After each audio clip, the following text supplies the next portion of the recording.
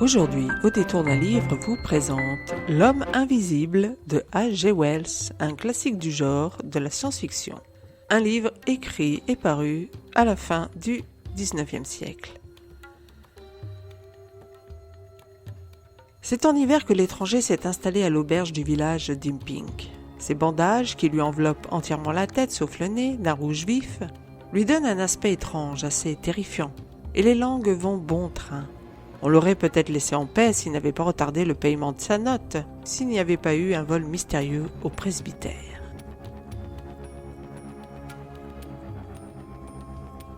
Classique de la littérature parmi les classiques, L'homme invisible de H.G. Wells raconte l'histoire d'un homme, un scientifique qui, à cause d'une expérience, voit son corps devenir invisible. Il n'aura alors de cesse de renverser le processus. Le début du livre voit cet homme arriver dans un village. L'aubergiste qui l'accueille se demande d'emblée qui peut bien être cet étrange gaillard au visage bandé, à l'imperméable qui lui remonte jusqu'au col, aux mains gantées et au nez étrangement rouge. Pourquoi refuse-t-il de se mêler aux autres et que traficote-t-il dans sa chambre avec toutes ses fioles? Jusqu'ici, il lui a toujours réglé son loyer, mais voilà qu'il a 5 jours de retard et qu'il prétend avoir retrouvé subitement de l'argent alors que la veille, le presbytère a été cambriolé. Soupçonné, l'agent de police vient donc l'arrêter, aidé en cela par une partie de la population. L'homme parvient à se débattre et à disparaître en laissant ses vêtements au sol. Commence alors la traque de cet être invisible. L'homme invisible a eu droit à de nombreuses adaptations télévisuelles et cinématographiques plus ou moins réussies d'ailleurs.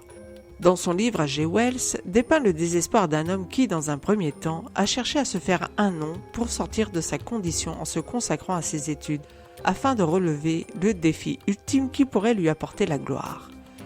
Découvrant la formule de l'invisibilité, Griffin, puisque c'est son nom, l'utilise pour échapper une première fois à ses créanciers sans imaginer la difficulté que sera la sienne à faire machine arrière par la suite. Car s'il a trouvé la formule pour se rendre invisible, il ne sait comment inverser le processus. Une deuxième problématique se pose à lui. Comment survivre sans être découvert? Car il est bien là le problème. Si son corps est invisible, les vêtements qu'il porte ne le sont pas, eux, ni les aliments qu'il ingère, obligé de vivre nu afin de ne pas être découvert. Incompris alors qu'il tente en fin de compte de retrouver une vie normale, son caractère finira par l'emporter sur sa raison et il basculera dans le meurtre, n'ayant d'autre choix que de fuir encore et toujours pour échapper à une population qui ne peut comprendre ce qu'est ce diable d'homme. L'homme invisible est un classique qui se lit très facilement, écrit en 3 parties. L'arrivée de Griffin à l'auberge, la confession au Dr Kemp et puis la fin de Griffin. C'est un roman incontournable de la littérature de la science-fiction anglaise, mais qui pose aussi le problème de la différence et ce à quoi elle peut mener dans les situations inextricables. Un roman donc finalement très humain, auquel j'ai mis la note de 3,5 sur 5.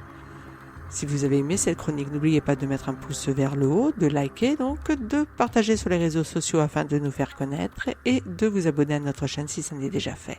Et je vous dis à très bientôt pour une nouvelle lecture sur audétourdunlivre.com.